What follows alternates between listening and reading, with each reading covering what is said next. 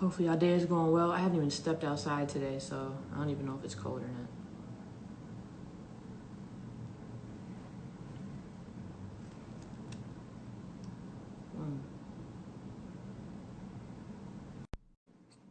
We live.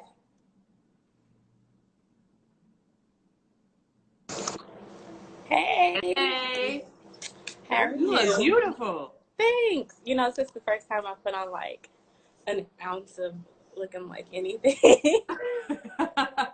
Oh, I thought my AirPods were connected, but they're not. So, Oh, yeah. I mean, it's quarantine too, so we thriving on the inside.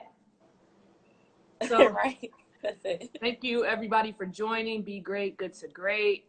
We have the wonderful Miss Autumn Anthony in the building.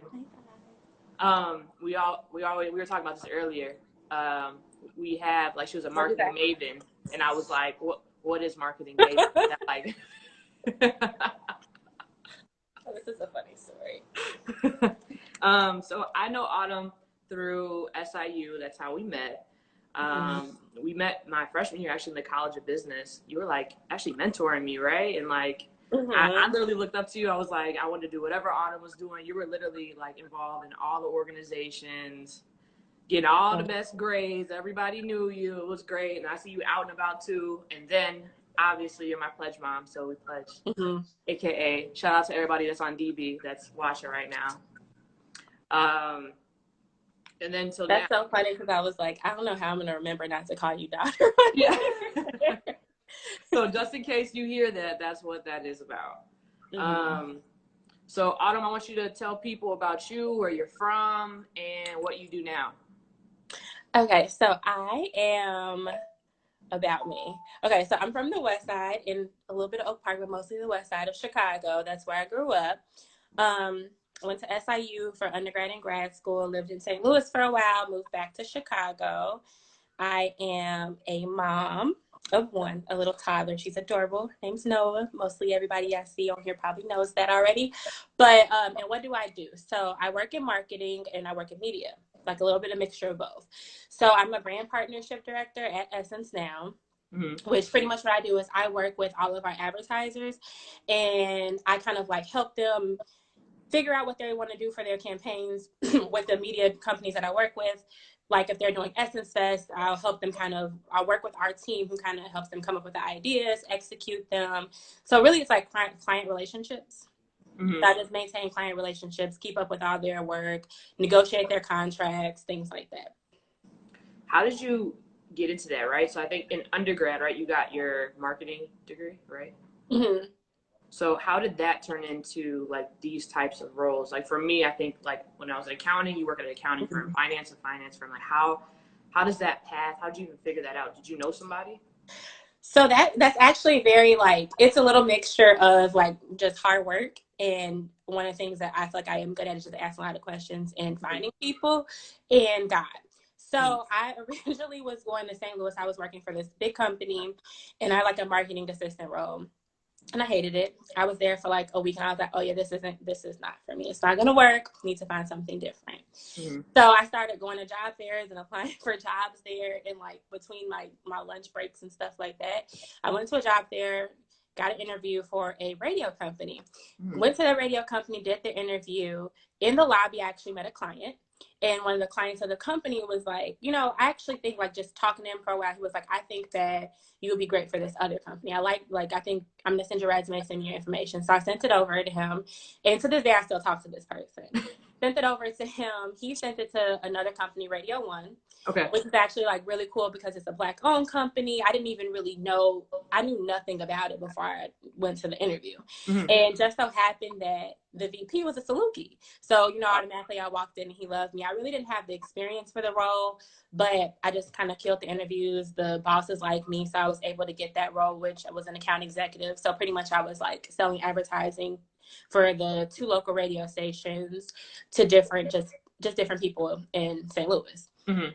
So with that role, I just was able to kind of grow really quickly. I did a great job there. And a lot of that came from just having an amazing team that like team between our personalities to my bosses were great at like mentoring me and really teaching me what to do. Then I have another person who was like literally like my sister now.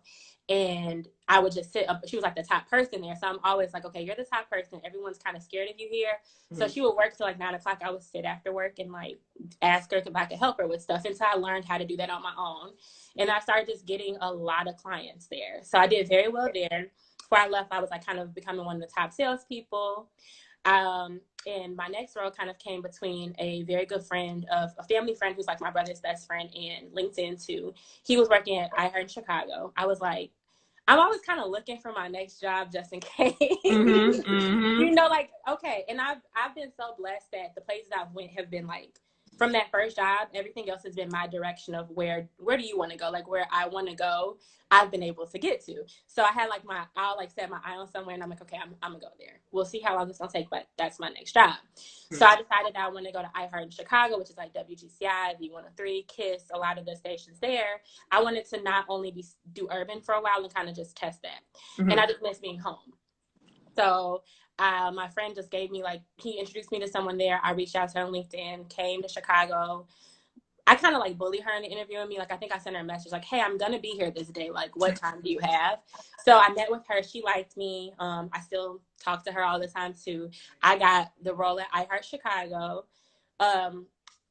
Fun fact about that, it actually took me about 9 months to even start because they got put on a hiring freeze like the day I got the position. So that was different. So just kind of sitting there waiting it out. Even when it came for time for me to leave, I was doing so well in St. Louis. I was like, I don't know. So it took a lot for me to go there. That was another negotiation tool I had.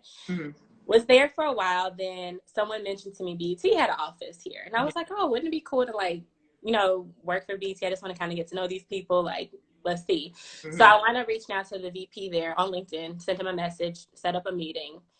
Between that, I think that was like October 2007. I don't know what year, 2017. I didn't start. BT didn't have an opening for a really long time. I think my first actual interview, I met like everyone there, but my first interview was in July. And then I didn't start my job until December. So, yeah. Took a long time in media. And then for Essence, it was actually opposite. I was at BT. I was kind of like starting to like it, just was there for a while. And this lady from iHeart remembered me from campaigns I worked on with her. And then she was looking for someone at Essence. And some of my clients had mentioned to her, like, I guess when they described the person, they mentioned to her me. So I wound up working with them. I mean, just talking to her. We actually just decided to meet up for coffee. I didn't remember her that much. From when we were there, I heard of like 250 people, but we met up for coffee. The day we met, the CEO and then the VP were there. So just like me and her just in there talking, like they walked past and we wound up talking. I just talked to all of them for a while. And it was so crazy because we had this like event later on that day where all the like African-American media companies were there. And I was like so nervous, like my bosses were going to walk in or something like that while we were all having coffee. And I wound up going to the event there. It was my mentor like led the event. So they were kind of watching how she was talking to me and like asking me questions after. And like out of all the people she found me after, was like, oh, don't leave. And at the time she was the EVP of one of the biggest agencies here. And like maybe a month later they called me like, hey, you know, you got this job, you want it? So that was like a difference. Fell into your lap. That one was like, yeah, that one just kind of fell into my lap. So, and a lot of the aspects of Essence were certain things I was like, okay, next role I have, I want to be able to have more of a flexible work schedule. I work from home now, things like that. So I just started here maybe like early March. And I feel like you were talking about a ton of things that I'm writing down on my computer right now. Okay. The first you had is like asking for help, right? I think for you staying after with the person you work with, you're like, hey, can I help you? I feel like that builds rapport, right? When people think of networking, it's more so like, oh, I have to go to this event, I have to talk to get a job. And I feel like you were also still networking, right? You're just staying after, like, let me help you. And that person knows, even if they don't have work, you still reaching out because it's like, oh, I'm going to remember Autumn. I'm going to be staying late or putting in work or wanting to help me out, which I feel like that's why your reputation and your brand is so great. So anywhere you go, they're like, oh, yeah, Autumn? Oh, yeah. For sure. And then you talked about mentors. And I think you touched over that briefly, but like, did you always have mentors? Did you have mentors when you were in college too? Um, kind of. I think like sometimes you later on you'll see somebody like, oh, that was my mentor. Mm-hmm. I would say in college I wish I would have focused a lot more on finding a lot of mentors who were in my fields that I kind of was interested in too. Mm-hmm. So that's something I tell people who are in college, like you definitely should do, is like you definitely should try to find way, way more mentors. But I haven't always had them like that, but I think that something that I did do was kind of like learn how to reach out to people for it. Mm-hmm. One of my really good mentors now, I think I told you this story before too, but I reached out to him once. I was like, okay, I don't know really. This was in college, like right before I graduated. He's an agency owner. I was just like sending any and everybody messages on LinkedIn. So he was one of the few people who reached back out, and I was like talking to him about what I wanted to do. We had a phone call. And he was like, okay, yeah, that's cool, but that's not really what my agency does. So, like I can help you point you in another direction, but great talking to you. Have a good day. Like that was Mm-hmm. kind of how we ended our conversation. And later on, I reached back out to him one time when I was in Chicago, like, hey, let's meet up. And that was something where I really realized, like, especially when you're looking for a mentor, is to have a clear, concise plan of what that person actually can help you with. Mm-hmm. And just know who they are, like, know who they are, know what they do, and be able to actually, like, talk to them through stuff and be able to ask questions and know what they're literally, it's like knowing what you need from them. And that it starts there. Another thing is like my president of my old company used to tell us this all the time. It's very rare that you can find a mentor. Most of the time a mentor finds you. Oh, how does that work? So a lot of time that just comes with you being around someone and you showing them showing them who you are. Like you just have to show people who you are, and then they'll choose whether they want to grasp on it. Especially people who are like at very high levels, they get hit up all the time for like, hey, can you be my mentor? Hey, can you do this? Hey, can you do that? And you have to just sometimes just comes from like asking questions and being able to volunteer to being able to volunteer to do work, and sometimes just being at places, putting Mm-hmm. yourself in those positions where you're in the same rooms as them Mm-hmm. and that you're recognized, and then they'll look at you and want to like pull you up. Do you think you need like does everyone have to have like underlying confidence for that or like know what they want? Is that like you think the core foundational things that people need to know? I will say it's a mixture of it. Like, yes, you have to know enough of what you want for it to be relevant to Mm-hmm. them. But sometimes you can just be curious about what they're doing Mm-hmm. and have the idea that, hey, I don't know, but I'm willing to find out and I'm willing to listen. Mm-hmm. Um, like that's a part of it. But because I've had people like come to me before, like, oh, I want you to mentor me. And I was like, so what and why? Mostly because I'm not like is super. I'm talkative when I really know someone, but I'm not Mm-hmm. super just like comfortable talking to everybody that I don't know Right. like that. I've worked on that before. So I want to know why, because I want to know what do I have to talk to you about? Like, what are you looking for from me? Because I might not be the person for that. Mm-hmm. And then they'll be like, oh yeah, because it looks like you have a fun job. I'm like, what do you think I do? They're like, it just looks cool. And it's like, okay, well, I can't really like help you there. Like, or they'll ask me to do something that has like nothing to do with what I actually do. Like, oh, well, can you get my song on the radio? I'm like, I work in radio. I don't work on that side, but here's the person. And then certain people, I'm not easily offended, but there's certain people I know get so offended by situations like that where they're like, yeah, no, I'm not doing all that. Like, they won't even answer the phone for you after that. So we got a question by Sam, and she said, "What's the best way to initially reach out to a potential mentor if they don't reach out to you?" I would say, okay, I want to clarify that. I don't mean wait for them to reach out to you. I mean just put yourself out there in a role, and then eventually that relationship can turn into that. Okay. But another thing for me is look into your career path. Another mentor that I have came from me being a part of this group called She Runs It, Mm-hmm. and it is literally like a RSO. If you went to SIU, you know what an RSO is, but it's an RSO for my career Mm-hmm. path. And they had a mentorship program. I just applied. I told them what I wanted. And I got a mentor who was like literally perfect for me. Like I like love her. Me and her talk all the time. She's amazing. But that was easier because I was able to communicate that, like what you're looking for. So that's something I would say is definitely look into whatever career path you're in, look into organizations that are possibly there. If you're in media, like marketing or tech, then I know She Runs It, Chicago Advertising Federation, Coalesce Chicago are some of the bigger ones. Ad Color is another one as well. I don't know all of the other ones, but usually if you like keep Googling stuff, you'll find something at some point. And then also LinkedIn, if you find someone and you love their career and you're interested in it, just send them messages. I do that all the time. Like, Okay. randomly, I'll follow people and be like, hey, like, okay, so I saw that you worked on this campaign, this Rock campaign from 2011, and I loved it, and this is what I want to get from you. And sometimes people will not respond, but more often than not, they do. Okay. That's actually some really helpful information, because sometimes I would do that on LinkedIn. I would like reach out to people, and yeah, it's like you send like 10 messages to like 10 really good people. Most times, like 1 or 2 will reach back out and see it. And so we got another message too from Kamaya saying, where can you join She Runs It? I think the website is sherunsit.org. But if you Google She Runs It, like, you'll see it. Okay. And so also, I know, Autumn, like in your industry, right, you kind of excelled in your career really quickly. So how does one become a partnership director so young? And like, how did you just navigate those career fields so easily? Okay, so that's a good question. I would say one of the things that networking is number one for that. Okay.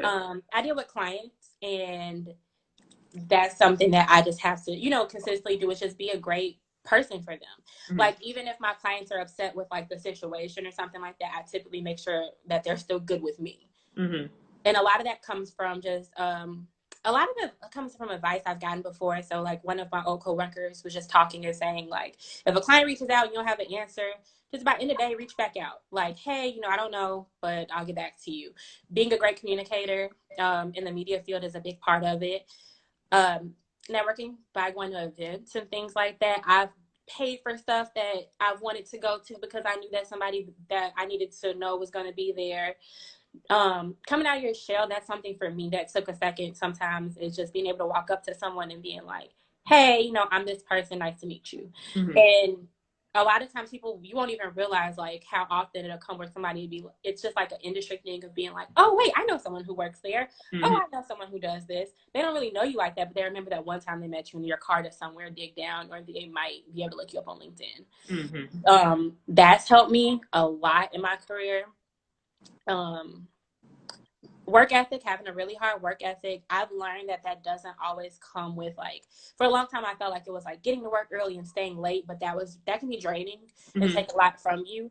But just making sure that you have things done like really, really just well, being able to communicate well. What else do I think that I've done? Part of it is just being able to put in, like, mentally put in extra, like, be able to put yourself in a mental place of like, that's what I'm gonna get, and just having positive affirmations about yourself, positive affirmations about others. Especially if you're in a client services field, really, really knowing your clients and kind of figuring out certain things that they like. So for me, something I do is like, if I know you like country music, I'm not gonna ask you to go to a hip hop concert, like just little stuff like that. Something that my family taught me, and I would say my dad specifically was very good at when I was younger, is being able to go in a room and have a conversation with anyone. And although a lot of times you're going to feel uncomfortable because people grow up differently, like you might not really know what this person likes or what this is, but just being a student of the world and just being able to be like I'm not super into like certain sports or whatever, but I can be able to talk a little bit about it. Like I can talk with the boys, but then I also know how to talk with the girls too. So that's something that in this field is just very, very important. So Cordero said, gems you're dropping. And then everybody knows DT said, Autumn definitely grinds and puts in the hours. That's true. That was true. My former life. I'll just play it. And so I definitely have a question too, because I know people who know you personally see you at all these really cool events, right? I feel like you get the VIP access from working at BET Essence and everywhere else to like get into like parties, hang out with celebrities, actors, actresses, like concerts, all that. So like, is it always like fun for you? Is that like parts that you like to do, or is it like staying up late is like it sucks, or like is that like the glitz and glam of your job? So starting off it just depends on the week for me, because sometimes it's a week where I'm like, I'm a working mom, so I'm like dead tired, but I gotta go to a concert, and then after the concert I have to go to an after party, and I'm like, I don't want to do any of this right now. But you make it fun. And some of that stuff, I would like to clarify, all of that is not, a lot of that is my job. Some of that is my other job that's on the side. But part of it also is just relationships that I have. I get invited to a lot of stuff just because I have I don't know how to say, like, I'm fun. Like, I don't know if it's anything like that, but I'm fun. I'm a good person to be around at times and stuff like that too. That I have a lot of just people, friends in the music industry, because I've been able to do stuff for them as well too.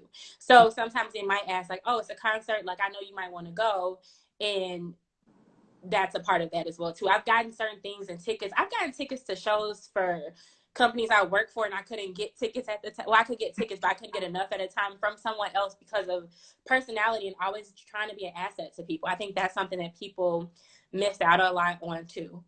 Mm-hmm. People, yeah, as I said, are y'all hiring? I think I was the last hire. But if you would like to move to New York, we might be. I'm not sure. I haven't. And Buddy said, I see you constantly. Got a whole new job. Buddy said, I see you constantly leveling up. Aw, that's nice. They got all the good stuff for you in here. So you also mentioned, being a mom. So how is it juggling all that? So going to work and being at home. Like, I don't know if you do like all the cooking and cleaning and everything else, and just like hanging out with friends and all that other stuff. But like, how is that just juggling everything? Oh, it's different. It's something that's like every day is different. I would say that like when I first had Noah and I went back to work, so I kind of had a very weird story. I got pregnant like right when I started my job in Chicago. So I'm in this whole new market, learning all these new people, like doing all this stuff. And then all of a sudden I'm pregnant. So when you're pregnant, you're a completely different person. Mm-hmm. People don't always know that. Like, you can be very just tired and drained, and you just, you feel differently. Mm-hmm. So that time was it was a struggle for me, even just adjusting back. And I would say a part of that does works with is like just having great relationships with people. So at my old job, I know when I first got back, I was terrible from maternity leave. Like, I was probably falling asleep half the time because my daughter would not sleep through the night, and I'm nursing, so that was a lot. And a big part of, like, even there, they kind of like, my bosses like me so much, they're like, hey, this seems like a lot. Can we create another position for you? Because we want to keep you, but I know we know you're struggling right now. Like, we want to make sure this is better for you. And it took like maybe a month for just a time for me to get it back together or whatever. And I was fine, and they didn't have to do that. But I just like really still appreciated that they saw so much potential in me. They're like, we're not going to let you leave, but we're going to figure this out for you. Mm-hmm. But, another thing that I heard at a point that kind of like, you ever hear something that kind of knocks sense into you at a moment? Mm-hmm. I was trying to literally be everything for everybody as soon as I got off of maternity leave. Like, trying to be 100% at work, 100% mom, 100% family member, 100% friend. Because I hadn't been able to hang out with my friends for a really long time too. I got so drained. Like, I felt like I had nothing for myself for a really long time. Mm-hmm. And we went to some type of women thing or whatever. And someone was talking about a quote. They said that the CEO said before she was a mom, and she was like, I give everything 80%. If you get 80% out of me, then I know I'm doing a great job. Because there's no way that I can give all these different things in my life 100% and feel like I'm actually going anywhere or growing. That's very true. So it was just like, if you're shooting 80% everywhere, you have to hold that 20 just for you, just to be like, I'm okay. And that's just what you have to do. Then we also got a question from Course Nerd 11 saying, where do you find the most beneficial networking events? That's a good question.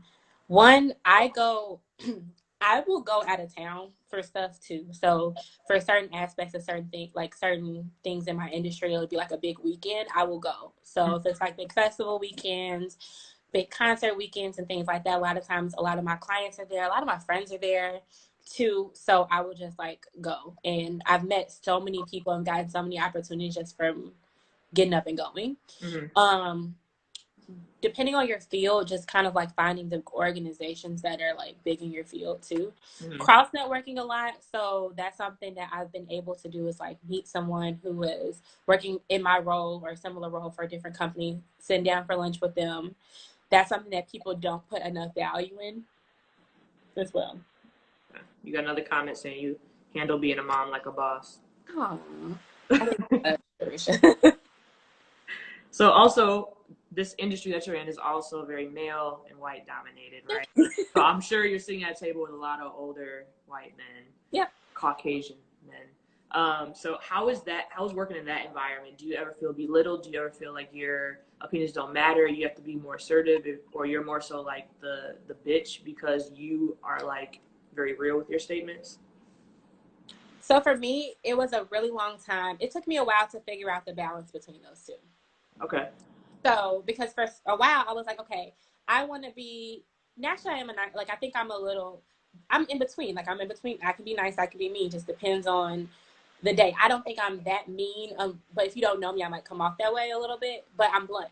So I would see how they would comment on other women sometimes, especially Black women, if they were too assertive or too loud or too, boisterous for it.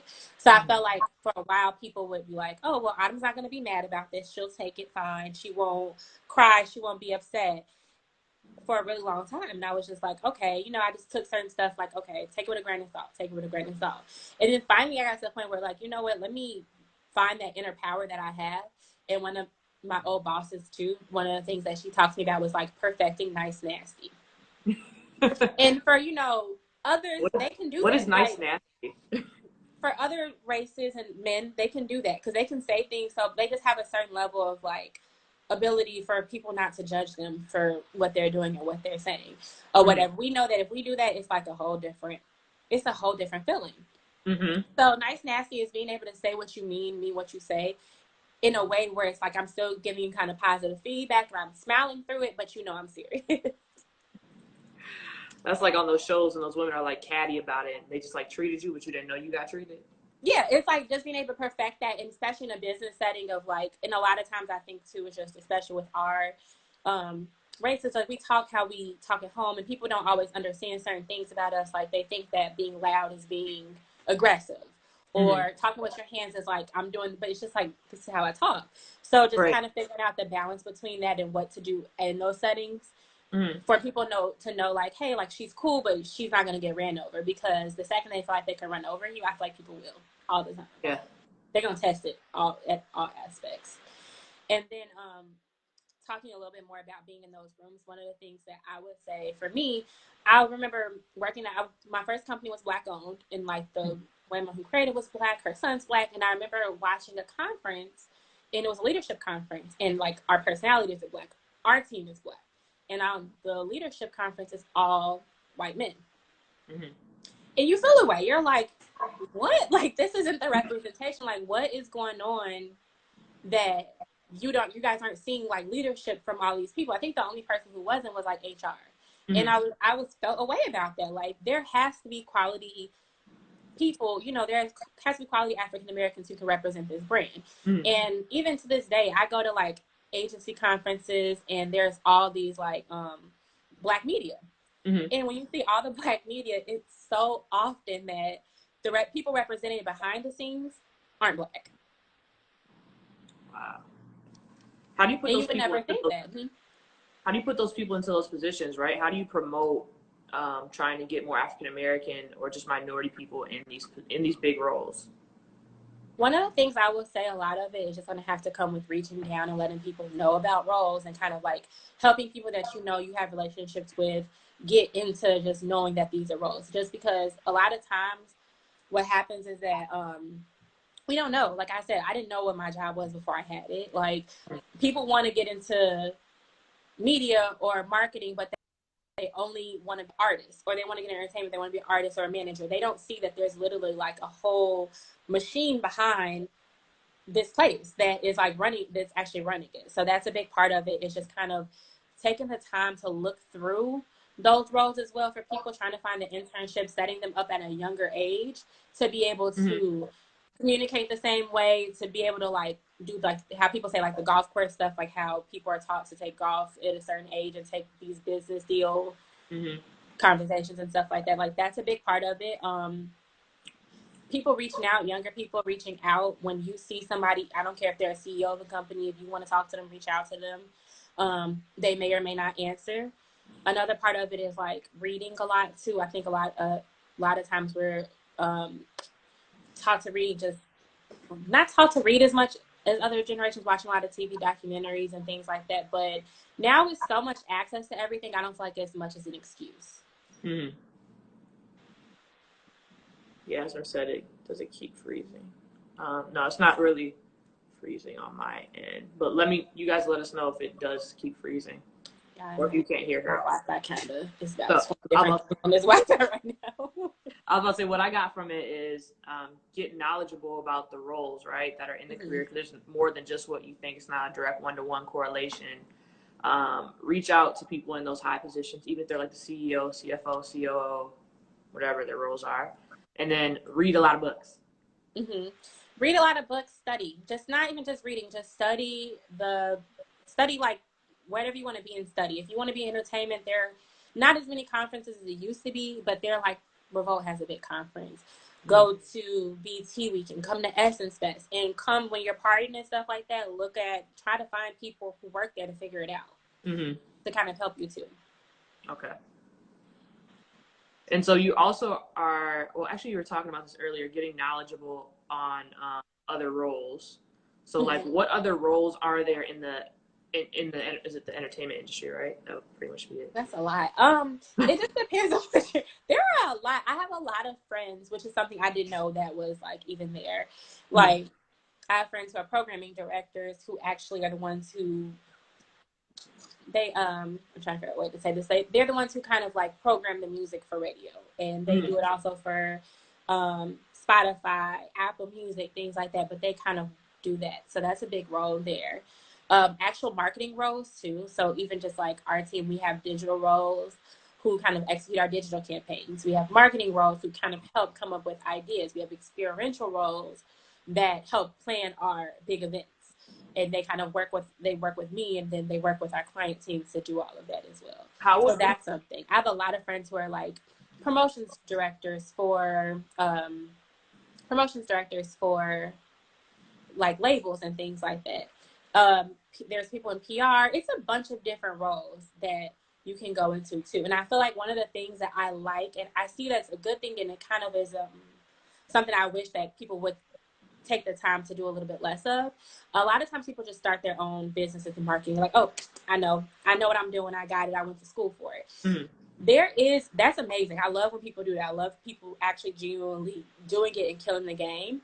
But there also is a very big like blessing in working for a company or trying to work up under someone, or like just even doing freelancing and things like that, to learn the actual concepts of how to do it correctly. Like, how do you work with this client? How do you send this over? Like, what do they use before starting your own business or in the process of doing it? Because you learn so much stuff, like even just language. And that's a lot of times why people will get these bigger contracts and bigger deals to execute events and do all this other stuff. They took their time to work under someone so that they're seeing what companies see and how they approve their stuff.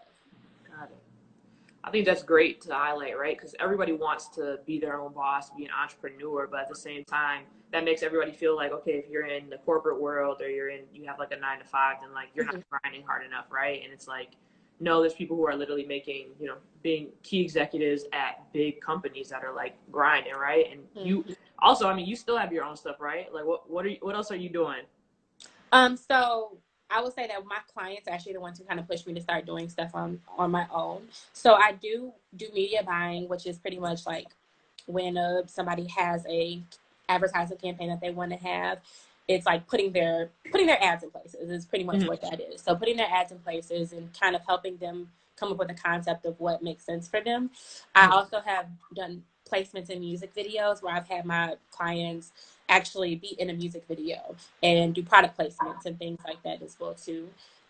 That's a role people don't really know about, and I've done executions for events for them. I've come up with event ideas, done decks, like things like that. And I would say that too. That's something else. Like, never let someone tell you that your talent isn't something that you can get paid for, because people pay me money to do a PowerPoint presentation. So and or just do Facebook ads and things like that. There are so many different things that you can do too. How can people reach out to you to like to use your services for stuff like that, for people's products or businesses, or if they want to like have an event once quarantine's over? Yeah, just send me an email, or if you guys are on Instagram, send me a DM. Okay. But I will say for like small businesses and things like that, one of the things I do is like a consultation. So I'll look at your business, look at your budget, which is important in these situations. Like everything needs a budget, and kind of be able to like look and figure out where your money is best placed. Okay. And we got a question from Who Art Jones says, where are we heading? Where are we heading next in the world of entertainment brand partnerships? Asking from a PR digital media lens. Okay, so one of the things that I think now, I don't think that like with right now, everything's not scary right now because we don't know when the next event, like, you know, we're hoping that our events are going to come back, but this is just something that we've never really thought was going to happen. I think that will always be a play. People will always place money experientially, place money in certain places and things like that. I do think that it's going to shift in a lot of ways. Just to now, everyone's always trying to figure out how they can get the most for the least amount of money. One of the ways that I already saw things happening virtually and things going virtual, but now it's even bigger. Like everyone's kind of trying to figure out how to partner with the best virtual seminar or this or that. So that's something that's definitely going to be a big thing there. Loyalty, customer loyalty, and maintaining their customers, their core customers, is something I think is going to be big as well too. I don't think I've ever asked you this, Autumn, but like, what drives you? What makes you so hungry? Money. I will say that my family is a very big part of that for me. I just had amazing parents, you know, rest in peace to both of them, but they put a lot into me very young, and I felt like I always had to just, you know, be better.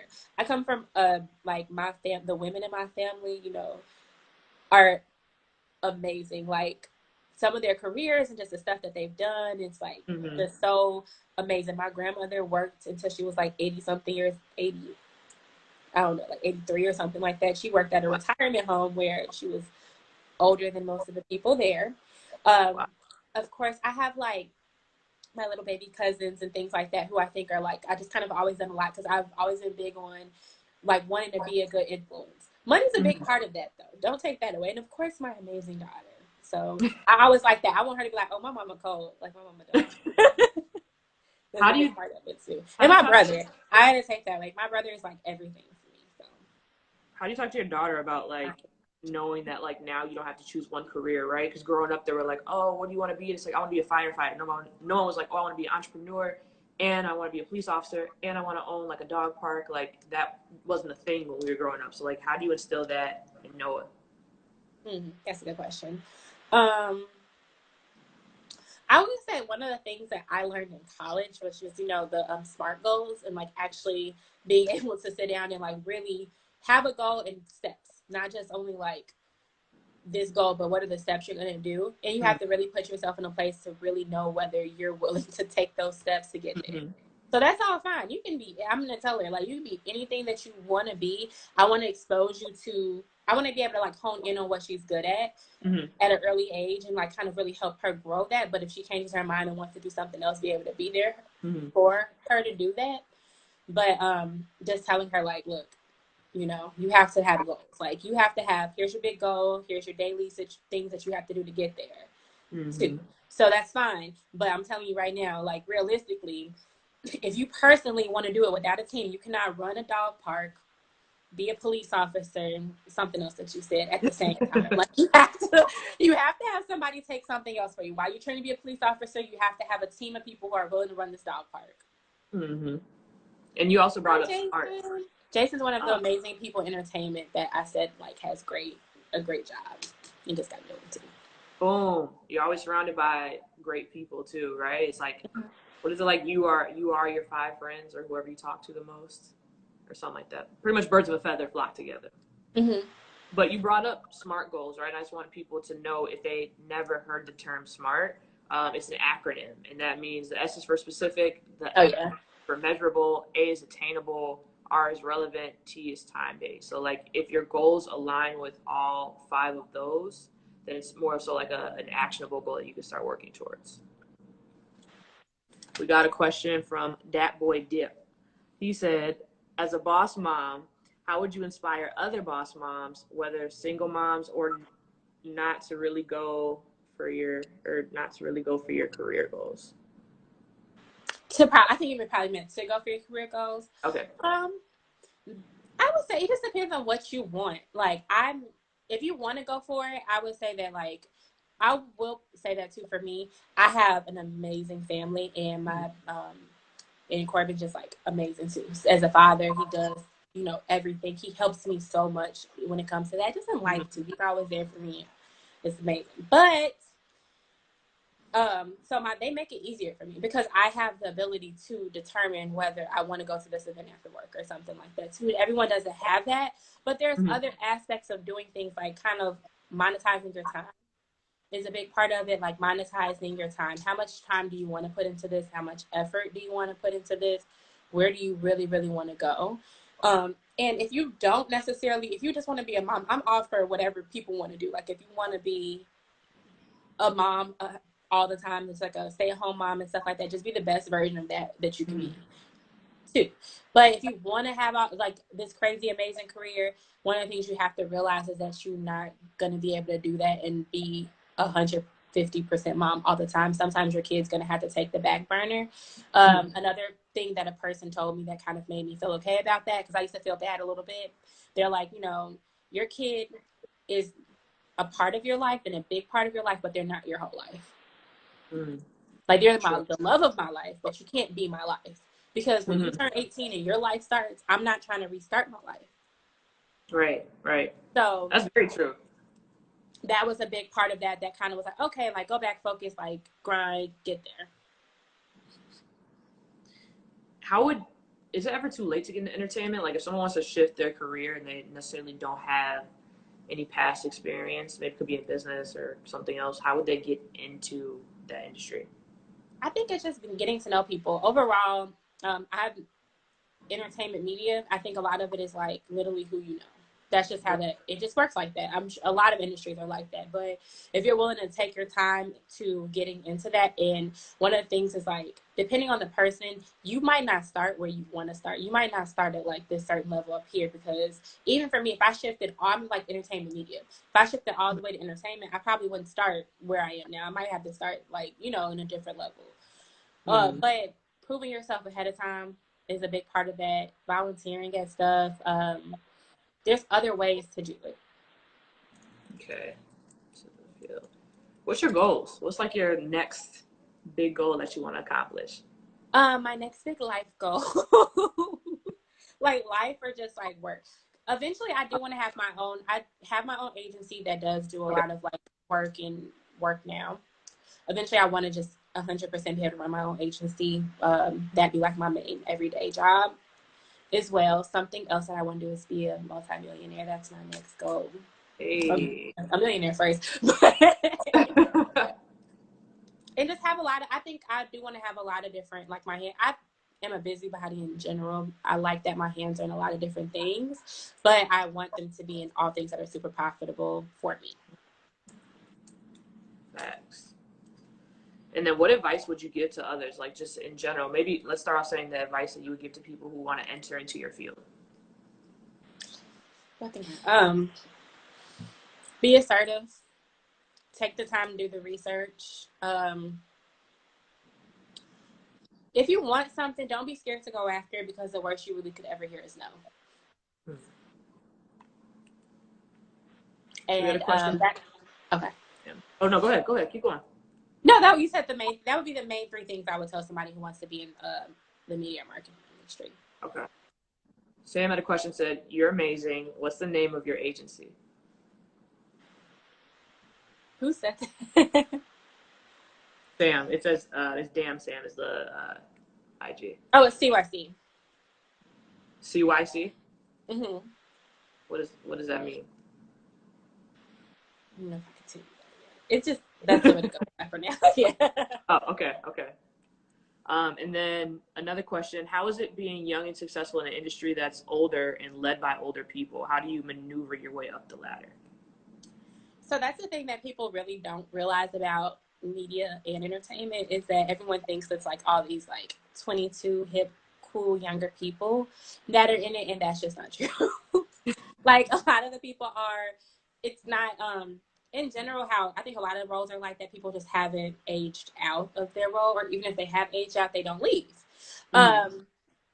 So one of the things there is like being able to talk to people and being able to have conversations with older people about older people stuff and laughing at it.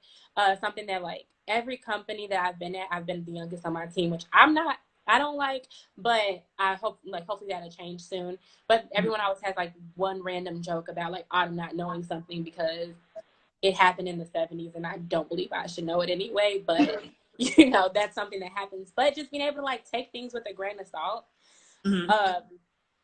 understand that they are different. Like older people are just different. A lot of the ways that they think, the things that they like look at are cool are different, and being able to push the fact that, you know, just push that you know the culture and push it. You have to push certain things, and you also have to be very, very careful of how you say, like, be able to be, I forgot exactly what the term that they used to say, like, be able to be like a fire starter, but also be able to do it so in a way that you'll still get your way. I'm very big on like, I think.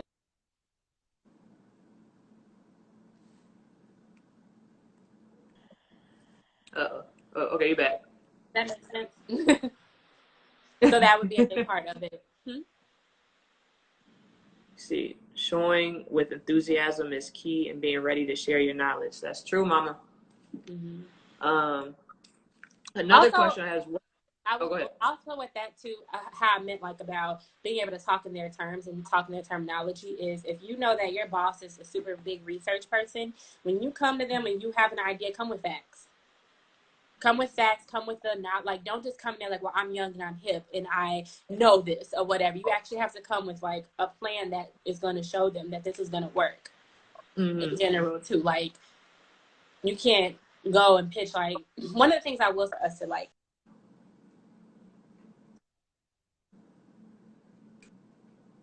show a lot of different things. So did it freeze? Oh, I would go with my idea, but I'm not just gonna go and say like I have an idea. Yeah, like, you know, why would people watch this? Because it's cool. Like, no, you have to have like a big reasoning behind it. I think you were talking about that earlier too when you were saying with people, like when you want to approach a mentor or someone else to ask like targeted questions, right? So if you want to talk to somebody and show that you're knowledgeable, you got to say, hey, let's say somebody is the CEO of Essence and you're like, hey, I want to work for Essence, but I looked at Essence Festival and I had X amount of questions and this is what happened. So it's like a question that showed that you've done your research, but now you're trying to ask follow-up questions that you can't find on like Google. You're not asking them, hey, what's the job description of a CEO at Essence? It's like, Google me, right? Rather than you're asking a specific question. Something else I would say too is raising your hand, and raising your hand often, raising your hand when you have things to say, and raising your hand when you have things to learn is something else there too. I think people don't always see the value in doing extra work and like, you know, sitting on a team that you might not be a part of or trying to take the time to learn. Yes. Like trying to take the time to learn other people, like what they're doing, you know, what they're doing and how they do it. Or something else I used to do too at my old job, I would sit in my boss's office and just sit there. And like, I would be working too, but I would just be sitting there just to kind of hear how he talked and hear what he did on a daily basis, just because I was interested. Can you sum back up to Yasmin? I know we talked about this like at the beginning of the live, but like what partnership director means? Okay, so partnership director is a little bit different. I was account executive before. But so what I do is I work with our teams, so our experiential team, our digital team, and our activation team to kind of work with our clients and develop these campaigns that work for Essence. So it's a partnership. So we're dealing with our partnership. So with our media, they're able to purchase into our media, purchase into our festivals, and create all of these things where their branding is going to be there. So I just kind of serve the role of like the medium between our team and the medium between the client as well. What's something that you know now that you wish you knew at the beginning of your career? Well, I have so many things for that one. Let's see. One thing I would say is just the importance of being able to write well is something that I think is very, very big. A lot of people, especially our generation, don't know how to write very like clear, concise emails. Don't know necessarily how to write emails that are like, for bigger like campaigns and things like that. Not just emails, but any type of communication things too. What else is something I think that I wish I would have known? Balance. Life is all about balance. And that you will give your most to a role when you feel like you're balanced. How to speak up for myself, I think that's something that I learned. A lot of that time frame was just to speak up for myself and to negotiate for what I want. Negotiation's is key in everything. Yeah, especially for your salary too.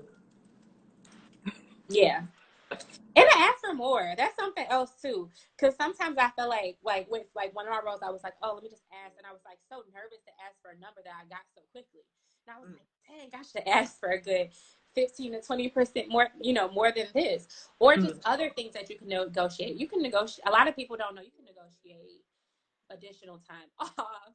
You can negotiate like I always usually have gotten like a bonus or like a signing bonus or something like that, but there's a lot of different things you can negotiate to make your life better. Drop the gems, Autumn. I hope everybody has a pen and paper. Another thing too, on the entrepreneur side of everything too, I wish that I just do more of like the key steps of what it actually takes to become an entrepreneur. Like legally and understanding, like really deeply understanding the difference between an LLC and a corporation, and like how to do that right on your taxes, and just different aspects of that, like what it actually takes, how to write things off on your taxes. I wish I would have known that years ago. Like everything, pretty much you write almost. That's something different. That's accounting. But I think that's a big part of it, just knowing the steps that it takes to actually be to have a business and to speak up more for what I want. So it's been times where I might like see a role open. I was a little too nervous to ask for it, but that would be something like speak up for what I want, and just to be able to like anything you want, you could do it. Like don't feel like you can't be a CEO of Apple, because if you want to be a CEO of Apple, you're gonna sit and work hard to learn everything about Apple, and to get there, you can do it. Also about the importance of contracts. So that's something when you're in like media and entertainment that you see a lot, is that people have all these different contracts, like especially for entrepreneurs, you have contracts for people. That's where people get paid the most. Like I also have a photo booth company, and that's something that I'm working on, is making sure that I have contracts for people just to be their key person that they go to when they need a booth, or for stuff like that. So I think that's a big part of it that people don't realize, is like catering companies. There's all these different things that come into events, but contracts is like where you're going to get your money. And that doesn't matter if you have a company for like a printing paper company that Dollar Tree buys all the time. You're going to get money from having that contract with them because they're obligated, and that company has the money to pay you consistently. Thanks. So we got 5 minutes left. Okay. And so I'm gonna ask this last question from Yasmin. What's the highlight of your job? The best part? The money. No, I'm just playing. I think that the way that I think, I really like to find solutions for people. I like to be analytical and to come up with stuff. So I genuinely like when I have like a dope campaign and I know I kind of came up with it from scratch, and it just worked out amazing. And then always in the live saying who is being great in your life, right? Who is inspiring you or influencing you, or is like, your right hand. Please shout people out. It's not like it doesn't have to be just one person, but like who's inspiring you to be great, or who is being great right now around you. Like, and this is career focused, or is this like in general, just in life? In life. Ooh, this is a spot to get. I would say like literally I have like overall I have some of the most supportive, dopest friends that I've like, just like being a woman and actually being able to have friends and sorority sisters, like everybody who genuinely like push you to be better and support you and like are always there for you no matter what. That is like an entirely different feeling that you just don't get to get that often as a woman. So all of my best friends, you know who they are, and And also a lot of them are entrepreneurs and just kind of like hair business, nut lashes, event stuff. All of that is just growing too. And even just having like friends who are able to be your support system, like that conversation support is something real. Like someone who you can just be 100% with no matter what. I would say probably like Mariah is that for me too. My sorority sisters, like all of you guys, every time I turn around, somebody else is doing something like amazing. And I'm like, dang, like, what's that? Like, I'll talk to them, like, oh, I have this coming up and I have this. I'm like, okay, you guys are all, DB just is the best overall. Let me see, of course, my family. I would say my brother is like my everything when it comes to life. My grandmother is a very big person, just like spiritually supportive. The Doss family is like that too. Where like my dad, my sister, Corbin, of course, like everybody is like that. I have a bunch of friends that are just super supportive and just people in my life. In my industry, the people I look up to, Sherman Wright, who is the agency head for 1035, he's the person who's kind of always reached down and been that person for me. I can call him for anything in life. Also, Marla Skiko, who is now she's a director of media for Ford, and she's another person who's always been able to like just talk to. I have other friends like my Ashley, who's in this group called Coalesce with me. They started this entire group that's literally for minorities to kind of grow in the advertising industry as well. I'm trying to see who else I have friends. I have so many friends. This is kind of hard. Like Nora, John, Karen, like Amir, like it's so many people who I just talk to all the time, and it's like they're just always doing something, and they're always passing me work. And one of my other friends has one of my really really good friends. We met as like client type of situation, but it's a Black-owned cannabis brand called The Higher Life. So it's in California, but they're probably going to start expanding soon as everything gets growth. But I like adore them. They're the best people ever. I don't know. I feel like I have so many people I miss. I'm going to get in trouble. But of course, like, who do I talk to every day? Like Nora John, I talk to him every day. He's like a big brother to me. Christina, who was my mentor at Radio 1, she kind of like is my sister. She helped me through everything. Plus was like that there, literally walked me through how to do stuff. One of my first clients is the one who first pushed me to do media buying because he was being lazy, didn't want to do it himself. So like all those people. It's so many people I have to thank for my life being hard. Well, I appreciate you, Autumn, coming on the live, telling people about your career, your story, your entrepreneurial endeavors, how people can network and get in and be just as successful as you. So thank you so much. That's all I wanted to be. So then once you guys like name me, I'm like, can I have some money? Facts. But so it says we have, what is it? Oh, it has a countdown at the top of the live when it's going to cut off. We got 1 minute, 54, 53 seconds. Okay. But yes. Yeah, I think we got, there was a question. Oh, it says y'all look great. So that was nice. Thank you so much. I appreciate y'all tuning in, asking these questions. It makes it a lot easier, especially when it's something that you can learn specifically. So thank you again, Autumn. I'll save this and people can reference this after because it's needed. Again, hope you took notes, and yeah, thank you. Thank you. Bye-bye. Bye-bye.